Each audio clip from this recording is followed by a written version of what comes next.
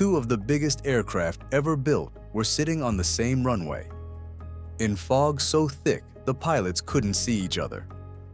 In the next 30 seconds, one of them would begin its takeoff roll, straight toward the other.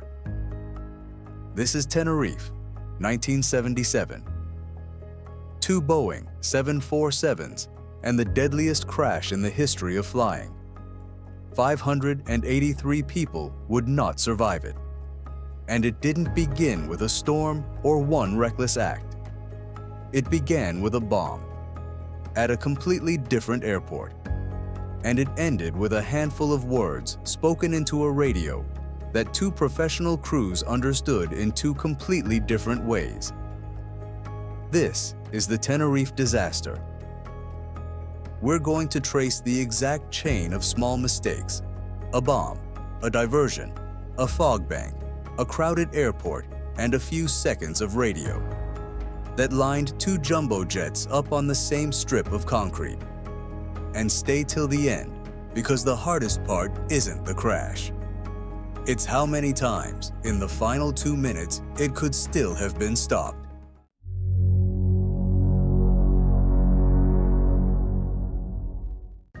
None of these planes were even supposed to be here. On the 27th of March, 1977, both 747s were headed for Gran Canaria. But that morning, a bomb went off in the Gran Canaria airport terminal, and a warning suggested there might be a second. The airport closed, and dozens of flights were sent to the nearest alternate they could reach, a small regional airport on the island of Tenerife called Los Rodeos. Los Rodeos was never built for this. It had one runway, a single parallel taxiway, and now it was jammed with big jets parked wherever they would fit. Among them, a KLM 747 and a Pan Am 747. Then two things began to close in. The first was time. The KLM crew was running up against strict limits on how many hours they could legally work. And if they ran out, the whole flight could be stranded on the island overnight. The captain decided to refuel right there to save time later. That choice would block the taxiway even longer and add pressure to every decision that followed. The second was the weather. Fog rolled down off the hills and across the airport, thick and fast. Visibility fell to a few hundred meters, sometimes less. And here is the detail that matters most. Los Rodeos had no ground radar. The controllers in the tower could not see the runway. The pilots could not see each other.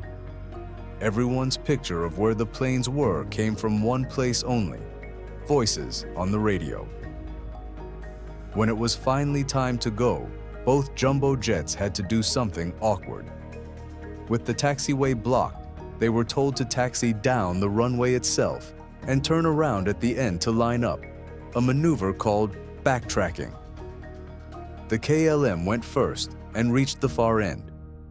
The Pan Am followed behind, told to leave the runway partway down at a specific exit. So now, in the fog, you had two 747s on the same runway, one turning to take off, one still trying to find its way off, and neither could see the other. Everything now came down to the next 2 minutes of radio. A few short sentences between two cockpits and a tower they couldn't see. Listen to how careful people, saying ordinary words, ended up believing two completely different things. At the far end of the runway, the KLM was lined up and ready. The captain was Jacob Van Zanten, one of the most respected pilots in the airline, the man KLM literally put in its own advertising. He was experienced, careful, and under quiet pressure to get going. His first officer called the tower and received their route clearance, the instructions for after they were airborne. It was not permission to take off. But as the first officer read it back, the captain was already advancing the throttles. The plane began to move. The first officer, sensing it, added a phrase that wasn't standard. "We are now at takeoff." In the tower, That was heard as ambiguous. Were they ready for takeoff or starting it?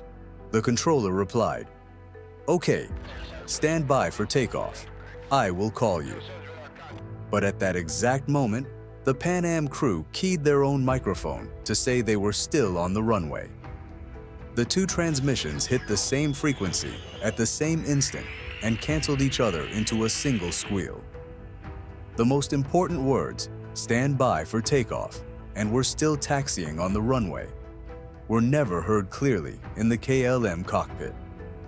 What got through was that one word, "Okay." The KLM flight engineer, hearing something, asked aloud whether the Pan Am was clear of the runway. The captain answered firmly that they were. No one challenged him again. And here is the part that's almost unbearable. There was still time. The two planes were closing on each other in the fog, but for several more seconds, a single clear word, heard, understood, believed, would have stopped it. Everything that saved lives in earlier stories was missing here. No one could see, and no one heard the one thing that mattered. The KLM was now accelerating for takeoff. Down the runway, the Pan Am crew looked up and saw landing lights coming out of the fog toward them, and realized in an instant what was happening.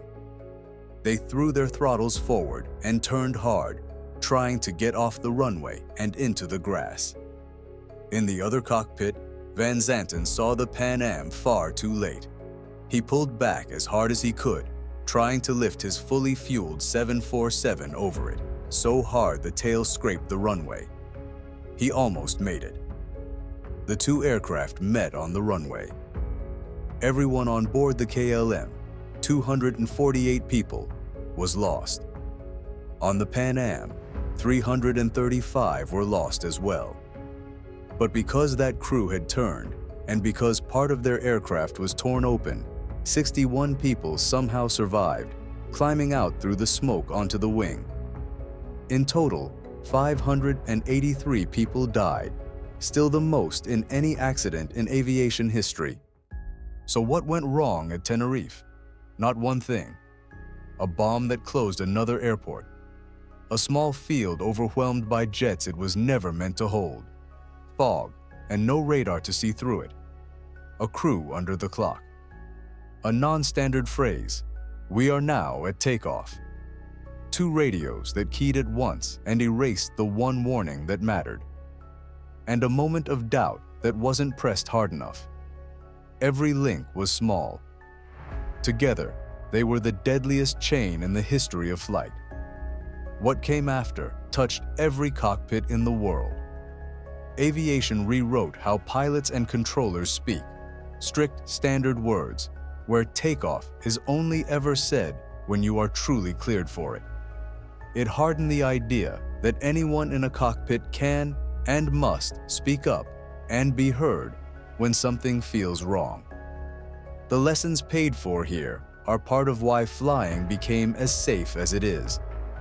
Because on a fog-bound runway in 1977, the line between an ordinary delay and the worst day in aviation came down to a few seconds of radio, and a single word understood two different ways.